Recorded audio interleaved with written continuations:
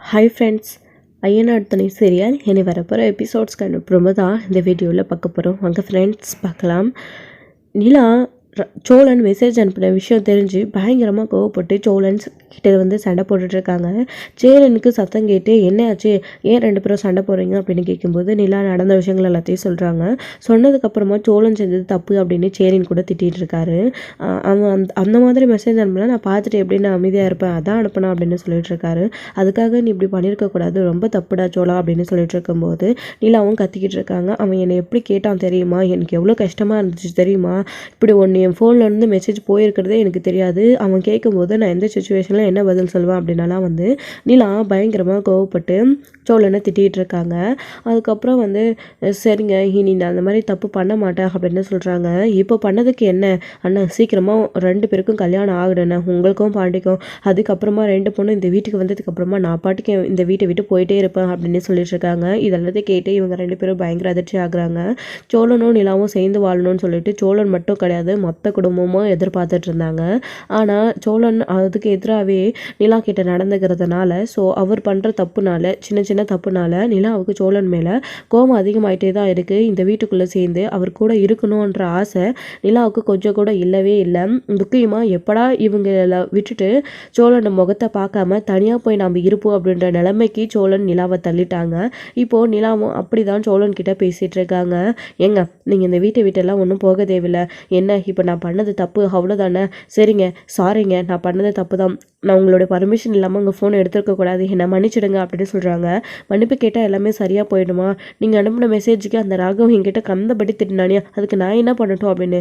சரிங்க நான் பண்ணது தப்பு தான், உங்ககிட்டயே மன்னிப்பு கேட்டுட்டேன், வேணும்னா நாளைக்கு நான் ஆஃபீஸ்க்கு வந்து நான் தான் அந்த மெசேஜ் அனுப்பினேன் சாரி அப்படின்னு சொல்லிட்டு உங்கள் பாஸ் கிட்டே நான் சாரின்னு சொல்லிடுறேன். அதுக்கப்புறம் நீங்கள் உங்கள் பாஸை சமாதானப்படுத்திக்கோங்க, நீங்களாச்சும் உங்கள் பாஸ் ஆச்சு, இனி உங்கள் விஷயத்தில் நான் தலையிட மாட்டேன், எதுக்கு எனக்கு தேவையில்லாமல் வம்பு, நான் தெரியாமல் மெசேஜ் பண்ணிட்டேங்க, நீங்கள் பயப்படுறீங்களே, அவர் உங்களுக்கு ப்ரப்போஸ் பண்ணி உன்னை டார்ச்சர் பண்ணுறான் அப்படின்றதுனால தான் நான் அவன் இப்படியெல்லாம் பண்ணால் உங்களை இனி தொந்தரவு பண்ண மாட்டான்னு நினச்சேன், ஆனால் இப்போ நான் பண்ணது தான் தப்பு அப்படின்னு சொல்லிட்டீங்கல்ல, தெரிஞ்சிடுச்சுல்ல, இனி நான் இந்த மாதிரி எதுவும் பண்ண மாட்டேங்க, நான் கண்டிப்பாக நீங்களே என்னை கூட்டிகிட்டு போகலன்னா கூட நான் ராகாவை பார்த்து இந்த விஷயத்த பேசுவேன், அப்படி இல்லைன்னா என்கிட்ட ஃபோன் நம்பர் இருக்குது, நான் இப்போவே கால் பண்ணி அவனுக்கு நான் தான் மெசேஜ் அனுப்பினேன், நிலா இல்லை அப்படின்னு சொல்லி நான் எல்லாத்தையும் கிளியர் பண்ணி விட்டுறாங்க அப்படின்னு சோழன் நிலா கிட்ட சொல்லிட்டு இருக்காங்க.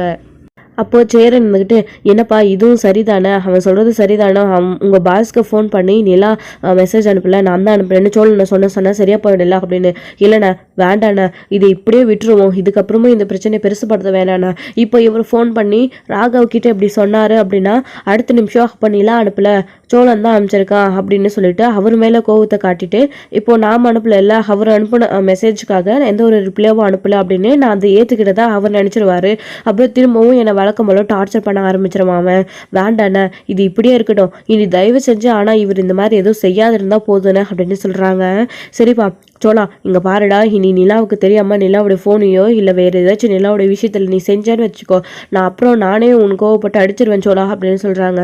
சரி நான் தான் சாரி கேட்டுட்டேன்ல, இனி நான் எந்த தப்பு பண்ண மாட்டேனே, பேசாமல் நான் சைலண்ட்டாக உட்காந்துக்கிறேனே அப்படின்னு சொல்லிட்டு இருக்காங்க. அதுக்கப்புறம் தான் பல்லவன் கிளம்பி வந்துட்டுருக்காரா. ஸோ காயத்ரியோடு சேர்ந்து சினிமாவுக்கு போயிட்டு வீட்டுக்கு வந்துட்டுருக்காரு.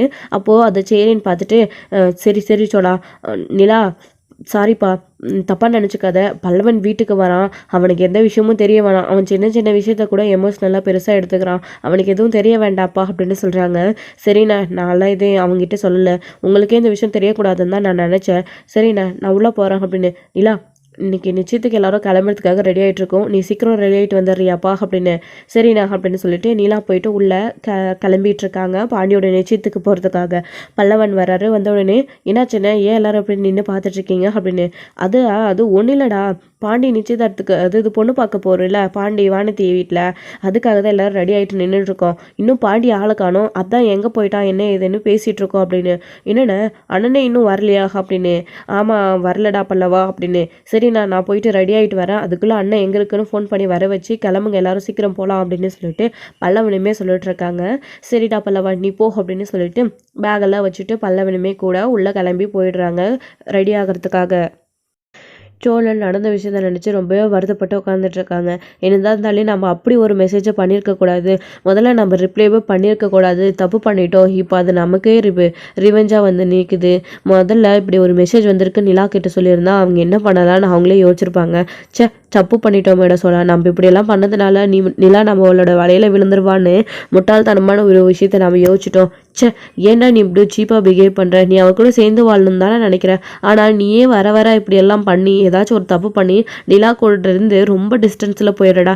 ஏதாச்சும் ஒரு விஷயம் பண்ணி கொஞ்சம் கிட்டத்துக்கு வர, ஆனால் திரும்பவும் தப்பு பண்ணி ரொம்ப தூரத்துக்கு எட்டாவது தூரத்துக்கு போயிடுறியடா சோழா. இதெல்லாம் உனக்கு தேவையா?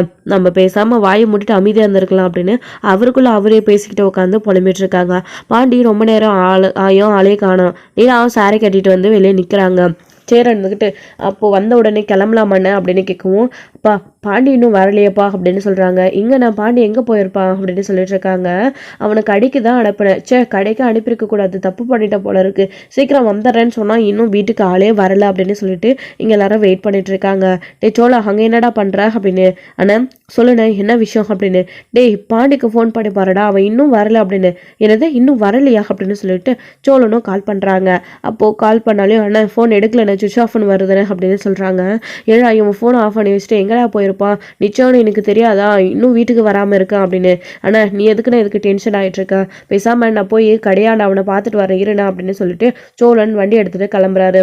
அண்ணா பாண்டி எங்கே தானே போயிருப்பாரு, அவருக்கு இன்னைக்கு வானத்தி வீட்டில் பொண்ணு பார்க்க போகிறோன்னு அவருக்கும் தெரியும்ல அப்படின்னு. நிலா ஒரு பக்கம் சேரன் கிட்ட பல்லவன் 3 பேரும் உட்காந்து பேசிகிட்டு இருக்காங்க. இன்னும் வீட்டுக்கு வரல அப்படின்னு. நடேசன் அப்போ தான் கடை தெருவுலேருந்து நடந்து வராரு. வந்த உடனே என்னடா வானதி வீட்டில் பொண்ணு பார்க்க போகிறேன், நீங்கள் இன்னும் கிளம்பலையா அப்படின்னு. என்ன அங்கிள் கிளம்பலையாண்ணா, நீங்கள் வரலையா, இப்போ தான் எங்கேயோ போயிட்டு வரீங்க, பொறுப்பாக கொஞ்சமாச்சு பொறுப்பாக இருக்கீங்களா, போகணுன்ற எண்ணம் இருக்கா அவங்களுக்கு அப்படின்னு கேட்குறாங்க. அதெல்லாம் சரிதான், நீங்கள் ஏன் கிளம்ப இப்படி எல்லாரும் முடிச்சுட்டு நின்றுட்டுருக்கீங்க அப்படின்னு சொல்லிட்டு இருக்காங்க. அங்கிள் பாண்டி இன்னும் வரல அப்படின்னு. என்னது இன்னும் வரலையா, அவனுக்கு தானே இன்றைக்கி பொண்ணு பார்க்க போகிறீங்க, அவன் இல்லாமல் எப்படி போகிறீங்க அப்படின்னு. அப்பா அவனுக்காக தான் வெயிட் பண்ணிட்டுருக்கோம், கடைக்கு போனால் இன்னும் வரலை அப்படின்னு. அதான் நான் தான் நேற்றே சொன்னேனே அந்த பொண்ணு வேண்டாம் கழட்டி விடுறான்னு, அதான் அதை பற்றி யோசிக்க ஏதாச்சும் எங்கேயாச்சும் பொண்ணு பார்க்க போகிறீங்க அப்படின்னு சொல்லிட்டு ஓடி போயிட்டானா என்னவோ அப்படின்னு. என்ன இப்படியெல்லாம் பேசிகிட்டு இருக்கீங்க அப்படின்னு சொல்லிட்டு சேரன் ஒரு பக்கம் கொஞ்சம் அமைதியாக இருங்கப்பா அப்படின்னு சொல்லிட்டு இருக்காரு.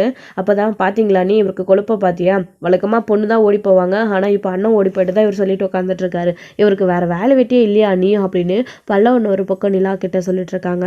நீ பல்லவா நீ கொஞ்சம் முதல்ல அமைதியாயிரு, ஏதோ இருந்தாலும் பார்த்துக்கலாம், அவர்கிட்டயே நீ கோபத்தை காட்டிகிட்டு இருக்க அப்படின்னு சொல்லிட்டு இருக்காங்க. அப்புறம் தான் சோழன் போயிட்டு கடையாண்டு பார்க்குறாரு. கண்ணன் ப்ரோ மட்டும்தான் இருக்காரு. பாண்டி அப்போவே கிளம்பிட்டாரு. கடையை என்ன பார்த்துட்டு கடையை க்ளோஸ் பண்ணி சொல்லிட்டு அவர் இங்கே இல்லையே அப்படின்னதும் என்னது கிளம்பிட்டானா அப்படின்னு சொல்லிட்டு ரொம்பவே அதிர்ச்சி ஆகுறாங்க. சேரன் சோழனுக்கு கால் பண்ணுறாங்க. அண்ணா கடையாண்டு தானே இருக்க, அவன் இங்கே இல்லைண்ணே அப்படின்னு சொல்லவும் சேரன் அதிர்ச்சி ஆயிடுறாரு. என்னடா சொல்கிற நீ அப்படின்னு. ஆமாண்ணே அவன் வந்துட்டு எங்கேயோ அப்போவே கிளம்பி போயிட்டான், நிச்சயம் இருக்குன்னு சொல்லிட்டு வானத்தி சொல்லிட்டு இருந்ததா கண்ணன் கூட சொல்கிறான், கூட இருக்கிறவன் கூட. அதனால் வந்து அவன் சீக்கிரமாகவே கிளம்பி வந்துட்டு தான் சொல்கிறாங்க. ஆனால் இங்கே ஆள் இல்லையே, என்ன வீட்டுக்கும் வரல, எங்கன்னா போயிருப்பான் அப்படின்னு. டே என்னடா சொல்ல நீ இப்படி சொல்கிற, எனக்கு பயமாக இருக்குடா அப்படின்னு. ஆனால் எதுக்குன்னு இப்படி பயந்துட்டுருக்கா, அவன் என்ன பொண்ணா, எங்கேயாச்சும் இருப்பான் இல்லை ஏதாச்சும் கடையில் வாங்கிட்டு வர போயிருப்பான், பார்க்கலாண்ணா நான் அப்படியே தேடிட்டே வரேண்ணே அப்படின்னு சொல்கிறாங்க. அவன் அதுக்குள்ளே அங்கே வந்தால் நீங்கள் எனக்கு ஃபோன் பண்ணுங்க அப்படின்னு சொல்லிட்டு நடந்த எல்லாத்தையும் வானதி சொன்ன விஷயம், வீட்டில் நடந்த விஷயம் எல்லாத்தையுமே யோசிச்சு பார்த்து பாண்டி ஒரு முடிவு எடுக்கிறாரு. போய் வானதியோட வீட்டில் இந்த கல்யாணம் இப்போ வேண்டாம், எங்களுக்கு என்ன அவசரம், என் அண்ணனுக்கு கல்யாணம் நடக்காமல் எங்களுக்கு வேண்டாம், நாங்கள் பொறுமையாக கல்யாணம் பண்ணிக்கிறோம், இப்போதைக்கு எனக்கும் கல்யாணம் வானதிக்கு வேண்டாம் அப்படின்னு சொல்லிட்டு பொறுமையாக எடுத்து சொல்லி புரிய வைக்கிறாங்க அவங்க வீட்டில். ஏன்னா திடுப்புன்னு இப்படி வந்து சொன்னால் எப்படிப்பா, நீங்கள் 2 பேரும் லவ் பண்ணீங்கன்னு சொல்லிட்டு தானே உங்கள் கல்யாணத்துக்கு நாங்கள் ஒத்துக்கிட்டோம், கல்யாணமும் பண்ணி வச்சிடலான்னு பார்த்தோம், ஆனால் இப்படி சொல்கிறியா அப்படின்னு. நான் ஒன்றும் அவளை வேண்டான்னு சொல்லலையே, அவளை கல்யாணம் பண்ணிக்கிறான், ஆனால் இப்போ வேண்டாம், பொறுமையாக கல்யாணம் பண்ணிக்கிறேன், அவளும் இப்போ படிச்சுட்டு இருக்கா, என்ன அவசரம் எங்களோட கல்யாணத்துக்கு, வானதி ரொம்ப சின்ன பொண்ணு, ஏதோ ஆசைப்பட்டு லவ் பண்ணிட்டு ஒருத்தருக்கு பிடிச்சிருக்கு, அதுக்காக உடனே கல்யாணம் பண்ணிக்கணும் குழந்தை பெற்றுக்கணும்னு அவசியம் இல்லையே, பொறுமையாக கல்யாணம் பண்ணிக்கிறோம் அப்படின்னு சொல்கிறாங்க. இவங்களும் எல்லாம் வானதியோட வீட்லேயும் எல்லாரும் யோசிச்சு பார்க்குறாங்க. பாத்தியாப்பா கடைசியில் இவன் எப்படி சொல்கிறான்னு, இவளை கல்யாணம் பண்ணிக்க இவனுக்கு கொஞ்சம் கூட இஷ்டமே இல்லை, ஆனால் எப்படி பண்ணிட்டு இருக்கான் பாத்தியா அப்படின்னாலாம் சொல்லிட்டு இருக்காங்க. என்னப்பா இப்படி பேசினா எப்படி? வசந்த் நீ கொஞ்ச நேரம் அமைதியாருடா. பாத்தியா என் பிள்ளைய எப்படி பேசுகிறான்னு, ஊர் உலகம்லாம் என்னப்பா பேசும், 4 பேருக்கு இந்நேரம் தெரிஞ்சிருக்குமே அப்படின்னு. பரவாயில்ல, அதுக்காக என்ன இப்போது யார் என்ன பேசுனா நமக்கு என்ன? நான் தான் அவளை கல்யாணம் பண்ணிக்க போகிறேன்னு. இப்போ என்ன கல்யாணம் பண்ணிக்கிறேன்னு சொல்லி கல்யாண மேடையில் இருந்தால் வேண்டான்னு சொல்லிட்டேன். சும்மா ஃபார்மாலிட்டிஸ்க்கு பொண்ணு பார்க்க வேறு சொன்னீங்க, அவ்வளோதானே, விடுங்க அப்படின்னு சொல்லிட்டு இருக்காங்க. இங்கே பாருப்பா, நீ சொல்கிறதெல்லாம் எங்களுக்கும் புரியுது. ஏங்க யோசிச்சு பார்த்தா அந்த பையன் சொல்கிறது சரிதான் தோணுது. இவ தான் தேவையில்லாமல் ஆடிட்டு இருந்தா. இவ ஆடிட்டே இருக்கிறதுனால தான் கல்யாணம் பண்ணி வச்சிடலான்னு நினச்சோம். ஆனால் அவன் பையனுக்கே அவசரம் இல்லை, பொறுமையாக பண்ணிக்கலான்றப்போ ஏங்க நாமளும் அவசரம் பண்ணணும், அவசர அவசரமாக இந்த கல்யாணத்தை பண்ணணும். இவளுக்குன்னு இன்னும் நகை நட்டு எதுவுமே நம்ம சரி பண்ணலை. அதுக்குள்ளே நாம் தம்பி டைம் கொடுக்குற மாதிரி பொறுமையாகவே அவங்க அண்ணனுக்கு கல்யாணம் வந்ததுக்கு அப்புறமே நடத்திக்கலாமே. ஆனால் இங்கே பாருப்பா தம்பி, நாங்கள் ரொம்ப நாள்லாம் தள்ளி போட மாட்டோம். இன்னும் உனக்கு டைம் 1 வருஷம் தான். இன்னும் அதுக்குள்ளே அவள் படிப்பை முடிச்சிருவா. கடைசி வருஷம் அந்த படிப்பை முடிக்கிறதுக்குள்ளே நீ எல்லாத்தையும் சரி பண்ணிவிட்டு வானதியை வந்து கல்யாணம் பண்ணிக்கணும். நாங்கள் அது வரைக்கும் தான் வெயிட் பண்ணுவோம். அதுக்கு மேலே நீயும் சொன்னால் சரி, அவளும் சொன்னால் சரி, நாங்கள் அதுக்கு மேலே இவளை வீட்டில் வச்சுருக்க மாட்டோம். வேற ஒரு நல்ல பையனை பார்த்து நாங்கள் கல்யாணம் பண்ணி கொடுத்துருவோம் அப்படின்னு சொல்கிறாங்க. ஐயோ ஏன் இப்படி ஒரு முடிவு எடுக்கிறீங்க? அப்படியெல்லாம் எதுவும் பண்ணிடாதீங்க. எனக்கு நீங்கள் 1 வருஷம் டைம் கொடுத்துருக்கீங்க, எனக்கு அதுவே ரொம்ப பெருசு. நான் சீக்கிரமாக என் அண்ணனுக்கு கல்யாணத்தை முடிச்சுட்டு நீங்கள் கொடுத்த டைமுக்குள்ளவே நான் வந்து வானதியை கல்யாணம் பண்ணிக்கிறேன் அப்படின்னு பாண்டி சொல்லிட்டு இருக்காரு. ஆனால் அண்ணனுக்கு நடக்காமல் எனக்கு கல்யாணம் பண்ணிக்க ஒரு மாதிரியாக இருக்குது, ரொம்ப குற்ற உணர்ச்சியாக இருக்குது. அதனால தான் நான் எவ்வளோ தூரம் சொல்கிறேன், ப்ளீஸ் புரிஞ்சுக்கோங்க, என்னுடைய நிலைமையை நினச்சி நீங்கள் புரிஞ்சுக்கிட்டதுக்கு ரொம்ப நன்றி அப்படின்னு சொல்லிட்டு பாண்டி எல்லாருக்கிட்டையும் கையெடுத்து கும்பிட்டுட்டு நல்லபடியாக எடுத்து பொறுமையாக சொல்லி புரிய வைக்கவும் அவருடைய அப்பாவுமே புரிஞ்சுக்கிறாங்க. வானதி, பாண்டி சொன்னதை கேட்டல, அவன் சொல்கிற மாதிரி செஞ்சுக்கலாம். அவனும் எல்லாத்தையும் யோசிச்சு குடும்பத்துக்காக பொறுப்பாக தான் பேசுகிறான். நீ அவசரப்பட்டு எந்த ஒரு முடிவும் எடுத்துடாத, சரியா? நீ வழக்கம் போல் படி, பாண்டியை போய் பாரு, என்ன வேணாலும் பண்ணு. ஆனால் கல்யாணம் பொறுமையாக பண்ணிக்கலாம். வீட்டில் ஒத்துக்கிட்டோம் அப்படின்றதுக்காக தேவையில்லாமல் 2 பேரும் ஆடிக்கிட்டு சுற்றிட்டு திரிகிற வேலை வேண்டாம் அப்படின்னு அவங்க அம்மா திட்டுறாங்க. இல்லை அப்படியெல்லாம் எதுவும் நடக்காது, நான் பார்த்துக்கிறேன் அப்படின்னு சொல்லிட்டு பாண்டி வந்து அவங்க அம்மாவுக்கு வாக்குறுதி கொடுக்குறாங்க. அவங்க வீட்லேயும் சரின்னு சொல்லிடுறாங்க. பக்குவமாக எடுத்து சொல்லி புரிய வச்சுட்டு பாண்டி கிளம்பிடுறாரு. ஆனால் இதில் கோவம் என்ன அப்படின்னா, நம்ம பாண்டிக்கு எதாவது வானதிக்கு தான் பாண்டி மேலே அவ்வளோ கோவம். இவன் ஏன் இப்படி சொல்லணும், நம்ம வீட்டில் ஒத்துக்கிட்டப்பவே கல்யாணத்தை பண்ணிக்கலான்னு இல்லாமல் இப்படி என் அப்பா அம்மாவோடைய மனசவே வந்து மாற்றிட்டு போயிட்டானே. நான் எவ்வளோ ஆர்வமாக இருந்தேன் தெரியுமா, அவனை நிச்சயம் பண்ணி கல்யாணம் பண்ணிக்க அவன் கூடவே சேர்ந்து சந்தோஷமாக இருக்கணும்னு. இப்படி கெடுத்து விட்டுட்டு போயிட்டான் பாண்டி. இவன் ஏன் இப்படி பண்ணணும்? குடும்பத்துக்காக, அண்ணனுக்காக, அண்ணிக்காக நீ இப்படி பண்ணிட்டு இருக்கான். சே, நம்மளை பற்றி கொஞ்சம் கூட யோசிச்சே பார்க்க மாட்டேன்டான். நான் காலம் முறை அவன் கூட இருக்கிறத நினச்சி எவ்வளோ சந்தோஷப்படுறேன். எப்படா அவன் கூட போய் இருப்போம் அப்படின்னு ஆசைப்படுறேன். என்னை பற்றி நினச்சி கூட பார்க்க மாட்டேன்றானே அப்படின்னு சொல்லிட்டு வானதிக்கு பாண்டி மேலே அவ்வளோ கோவம். இன்னொரு பக்கம் இங்கே வீட்டில் எல்லாரும் பாண்டியை காண ரொம்பவே டென்ஷனில் இருக்காங்க. சோழன் எல்லா இடத்துலையும் தேடி பார்த்துட்டு வீட்டுக்கு வராரு. ஆனால் பாண்டி எங்கேயுமே காணலை அப்படின்னு திரும்பவும் ஃபோன் பண்ணி பார்த்தீங்களா, வீட்டுக்கு வந்தானான்னு கேட்குறாங்க. இல்லைடா சோழா அப்படின்னு, எங்கன்னு போயிருப்பாரு அப்படின்னு சொல்லிட்டு எல்லாருமே ரொம்ப பதற்றமாக இருக்காங்க. சோழனும் அவ்வளோ பதற்றப்பட்டு தேடிட்டு இருக்காரு. எங்கேயுமே வந்து பாண்டி கிடைக்கிறது கிடையாது. அவர் தான் வானதியோட வீட்டுக்கு போயிட்டு வந்திருக்காங்க. ஸோ அங்கே எல்லாரும் வெயிட் பண்ணிட்டு இருக்காங்க. ஏற்கனவே வானதி நிறைய டைம் ஃபோன் பண்ணிடுச்சு. நான் திரும்பவும் ஃபோன் பண்ணால் நான் என்ன பதில் சொல்லுவேன் அப்படின்னு சொல்லிட்டு இங்கே வந்து யோசிச்சுக்கிட்டே இருக்காங்க. சேரன் வந்து ரொம்பவே புலம்புறாரு. இன்னொரு பக்கம் பாண்டி அங்கே வானதியோட வீட்டில் சொல்லிட்டு கிளம்பி வந்துட்டு இருக்காரு. அவர் எல்லா சுச்சுவேஷனையும் யோசிச்சு தான் இந்த மாதிரி ஒரு முடிவு எடுத்து அவங்க வீட்டில் போய் பேசிட்டு வந்திருக்காங்க. அண்ணனும் நம்மளை கல்யாணம் பண்ணிக்க ஃபோர்ஸ் பண்ணுறாரு, அவர்கிட்டயும் நம்ம பேச முடியாது அப்படின்னு முடிவு எடுத்து தான் வானதியோட வீட்டில் போய் பேசினாரு. நிலா மெயினாக இந்த வீட்டை விட்டு போகக்கூடாது, அண்ணனுக்கும் கல்யாணம் நடக்கணும் அப்படின்னு தான் பாண்டி யோசிச்சு இப்படி ஒரு முடிவு எடுத்தார். ஆனால் நிலா எப்படா அந்த வீட்டை விட்டு போவோம், சோழன் பண்ணுற டார்ச்சர்னால அப்படின்னு சொல்லிட்டு சேரன்கிட்ட இதுக்கு முன்னாடியே பாண்டி இப்படி பேசிட்டு வர்றதுக்கு முன்னாடியே வந்து நிலா ஆல்ரெடி சொல்லியாச்சு.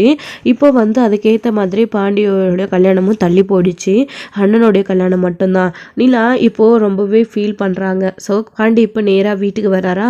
வீட்டுக்கு வந்த உடனே மொத்த பேரும் எங்கடா போயிட்டு இருந்தேன், உனக்காக நாங்கள் எவ்வளோ நேரம் வெயிட் பண்ணிகிட்ருக்கோம், எவ்வளோ நேரம் ஆகுது, இப்போயா வருவா அப்படின்னு சொல்லிட்டு பேசிகிட்டே இருக்காங்க.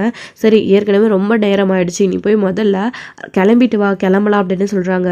எங்கண்ணே அதெல்லாம் ஒன்றும் வேண்டாம் அப்படின்னு சொல்கிறாங்க. டே என்னடா வானதி வீட்டில் பொண்ணு பார்க்க போகணும்ல அப்படின்னு, அதெல்லாம் ஒன்றும் வேண்டாண்ணா அப்படின்னு சொல்கிறாங்க. ஏன்டா அவங்க எல்லாரும் வெயிட் பண்ணுவாங்க, இப்போ ஏன்டா அப்படி சொல்லிட்டு இருக்கா அப்படின்னு. அவங்க வீட்டில் நான் போய் பேசிட்டு வந்துட்டேனே, இப்போதைக்கு எங்களுக்கு கல்யாணம் வேண்டான்னு நான் சொல்லிட்டு வந்துட்டேனே அப்படின்னு சொல்லவும் இதை கேட்டு எல்லாருமே ரொம்ப அதிர்ச்சி ஆகுறாங்க. ஏன்டா ஏன் இப்படி பண்ண அப்படின்னு சொல்லிட்டு எல்லாருமே கேட்டுட்டு இருக்காங்க. இல்லைண்ணே, உனக்கு கல்யாணம் நடக்காமல் நான் கல்யாணம் பண்ணிக்க மாட்டேனே, இதை உன்கிட்ட சொன்னால் நீ புரிஞ்சிக்க மாட்டேன்ற, அதான் நான் பக்குவமாக எடுத்து சொல்லி அவங்க வீட்டில் புரிய வச்சுட்டு வந்துட்டேன். அவங்க எல்லாருக்குமே ஓகே தானே, தானே, நீ தேவையில்லாமல் கன்ஃபியூஷன் ஆகி எதுக்கு கோவப்பட்டுட்டு இருக்க அப்படின்னு சொல்கிறாரு. என்னடா பாண்டி, நடந்த எல்லாத்தையும் மறந்துட்டு இறங்கி வந்து அவங்களே பொண்ணு பார்க்கலாம் அப்படின்னு பொண்ணு பார்க்க வாங்க மாப்பிள்ளை எங்களுக்கு ஓகே அப்படின்னு சொல்லிட்டு கூப்பிட்டுருக்காங்க. இந்த சமயத்தில் இப்படி ஒரு முடிவு எடுத்துகிட்டு வந்து நிற்கிறியடா பாண்டி அப்படின்னு சொல்லிட்டு இருக்காங்க. எனக்கு நீ தானே முக்கியம், அதை விட இவங்க முக்கியம், நீங்கள் எல்லாரும் தான் முக்கியம், உங்களை தாண்டி வேறு எதுவும் எனக்கு பெருசு இல்லை. அவங்க நான் சொல்கிற டைம் வரைக்கும் உனக்கு கல்யாணம் பண்ண வரைக்கும் வெயிட் பண்ணால் பண்ணட்டும். அதுக்கு மேலே வானத்தை யாருக்காச்சும் கல்யாணம் பண்ணிக்க அவங்களுக்கு ஓகேவாக இருந்தால் அவங்க கல்யாணம் பண்ணி கொடுக்கட்டோன்னே எனக்கு எந்த ஒரு பிரச்சனையும் இல்லை அப்படின்னு சொன்னதும், ஏய் என்னடா பாண்டி இப்படி பேசுகிறான், எங்களுக்காக லவ் பண்ண வானத்தையே வேணான்னு தூக்கி எறிஞ்சிருவியா, இங்கே பாருடா அவங்க தான் ஒத்துக்கிட்டாங்கல்ல, இப்போ உனக்கு கல்யாணம் பண்ணிக்கிறதுல என்ன பிரச்சனை, அவங்க தான் கொஞ்ச நாள் போனால் மனசு மாதிரி அவங்க வேற ஒருத்தருக்கு கல்யாணம் பண்ணி கொடுத்துருவாங்க நீ ஏன் நினைக்கிறல்ல, ஸோ அவங்க சம்மதிச்சிருக்கிற புறவேணி கல்யாணம் பண்ணிக்க வேண்டியது தானே அப்படின்னு சொல்கிறாங்க. இல்லைண்ணா அவங்க வெயிட் பண்ணால் பண்ணட்டும், இல்லைன்னா அவங்களுடைய விருப்பம், எனக்கு நீ தானே முக்கியம், உன்னுடைய கல்யாணம் நடக்காமல் நான் கல்யாணம் பண்ணிக்க மாட்டேன் அப்படின்னு பாண்டி சொன்ன உடனே பயங்கர அதிர்ச்சி. சேரன் இப்போது நிலாவை தான் யோசிச்சு பார்க்குறாங்க. முதல்ல பாண்டிக்கு கல்யாணம் நடக்கட்டும், வானதி வீட்டுக்கு வந்துடுவாங்க. அடுத்து சந்தாவுக்கும் அண்ணாவுக்கும் கல்யாணம் நடந்துச்சுன்னா 2 பொண்ணும் இந்த வீட்டுக்கு வந்துடுவாங்க. நிலா நம்ம வீட்டை விட்டு போயிடலாம், இனி இந்த வீட்டில் பொண்ணே தங்காது அப்படின்னு யாரும் சொல்ல மாட்டாங்க அப்படின்னு சொல்லிட்டு தான் இங்கே வந்து நிலா சேரன் கிட்ட சொல்லிட்டு இருந்தாங்க. அது எல்லாத்தையும் உடைக்கிற மாதிரி பாண்டி இப்படி ஒரு முடிவு எடுத்துகிட்டு போயிட்டாங்க. ஸோ நிலா இந்த வீட்டை விட்டு போகக்கூடாதுன்னு பாண்டி மட்டும் கிடையாது, காலமே முடிவு செஞ்சுருக்கு. ஸோ எப்படி வந்து பாண்டிக்கும் வானதிக்கும் கல்யாணம் ஆனால், அண்ணனுக்கும் சந்தாவுக்கும் கல்யாணம் ஆனால் நிலா வீட்டை விட்டு போயிடுவாங்களோ அப்படின்னு யோசிச்சு கரெக்டாக வந்து கடவுளாக பார்த்து தான் இந்த சூழ்நிலையை ஏற்படுத்தி கொடுத்துருக்காங்க. பாண்டியோட கல்யாணம் தள்ளி போயிட்டே இருக்குது. அப்போது சோழனுக்கு இதை நினச்சி ரொம்ப சந்தோஷம். அப்பாடா, எங்கே இவனுக்கும் அண்ணனுக்கு கல்யாணம் நடந்தால் நிலா வீட்டை விட்டு போயிடுவாளோ அப்படின்னு நம்ம நினச்சோம். பாண்டி ஒரு நல்ல முடிவு எடுத்திருக்கான். அவன் எடுத்துக்கிற முடிவு நான் தப்புன்னு சொல்ல மாட்டேன். இப்போதைக்கு அவன் கல்யாணம் வேண்டான்னு தள்ளி வச்சுருக்கான். அண்ணனுக்கு முதல்ல கல்யாணம் நடக்கட்டும், அண்ணனுக்கு நடந்து பாண்டிக்கு நடந்து அதுக்கப்புறம் நிலா வீட்டை விட்டு போகிறதுக்குள்ள கொஞ்சம் டைம் இருக்குது, அதுக்குள்ளே நம்ம நிலாவுடைய மனசை மாற்றிடலாம், சரி பண்ணிடலாம், நிலா இந்த வீட்டை விட்டு போக மாட்டா அப்படின்னு சோழன் அவருடைய மனசுக்குள்ளே நினச்சிட்டு இருக்காரு. நிலாவையே பார்த்துட்டு இருக்காரு. சேரன் கூட என்னடா பாண்டி இப்படி பண்ணிட்டு வந்து நிற்கிறியே அப்படின்னு சொல்லிட்டு அப்புறம் சேரனும் இதை பற்றி யோசிச்சு பார்க்குறாரு.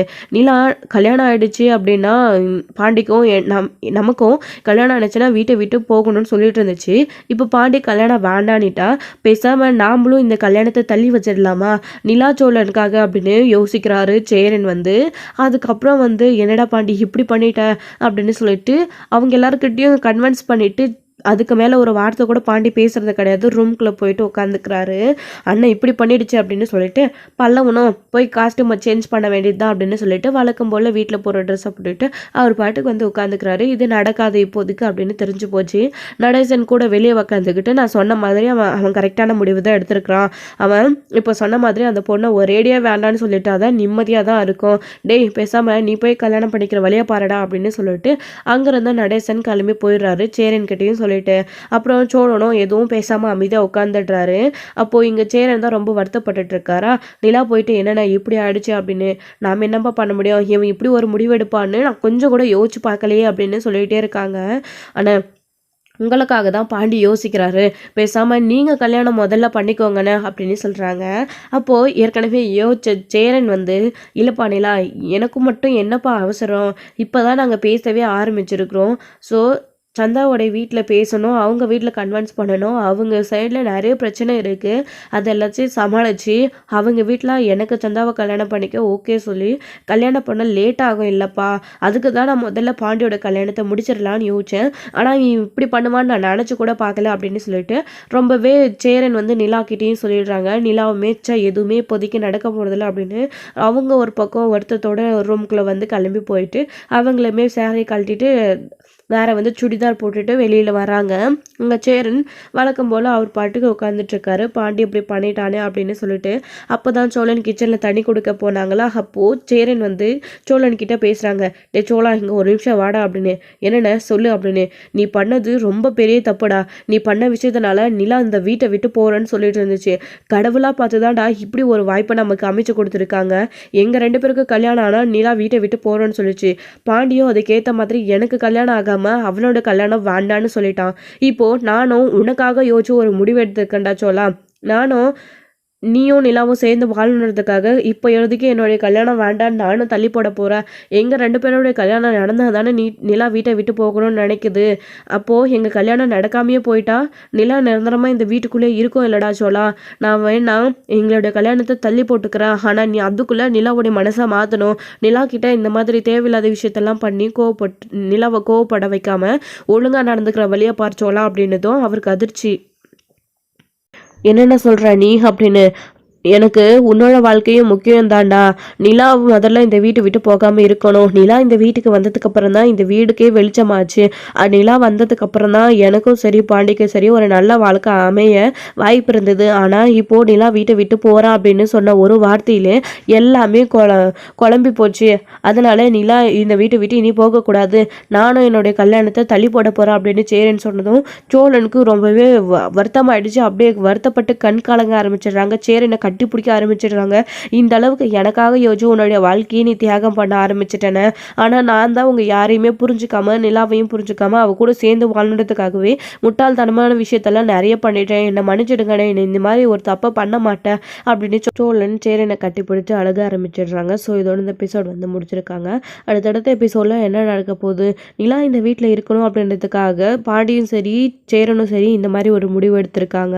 ஸோ என்ன நடக்க போகுது, நிலாவுக்கு இந்த விஷயம் தெரிய போகுதா, ஸோ நிலா வீட்டை விட்டு போக போகிறாங்களா, இல்லை எப்படியாச்சும் அண்ணனுக்கும் பாண்டிக்கும் கல்யாணம் பண்ணி வைக்கணும்னு நிலா போராட போகிறாங்களா, இந்த வீட்டை விட்டு போகணும் அப்படின்றதுக்காகவே என்னெல்லாம் நடக்க போகுது, சோழன் நிலாவை சமாதானப்படுத்த போகிறாரா அப்படின்றத வெயிட் பண்ணி பார்க்கலாம். Friends thank you. இந்த வீடியோ உங்களுக்கு பிடிச்சிருந்தா லைக் பண்ணுங்கள், ஷேர் பண்ணுங்கள், கமெண்ட் பண்ணுங்கள், மறக்காம பெல் ஐக்கானை கிளிக் பண்ணி வச்சுக்கோங்க.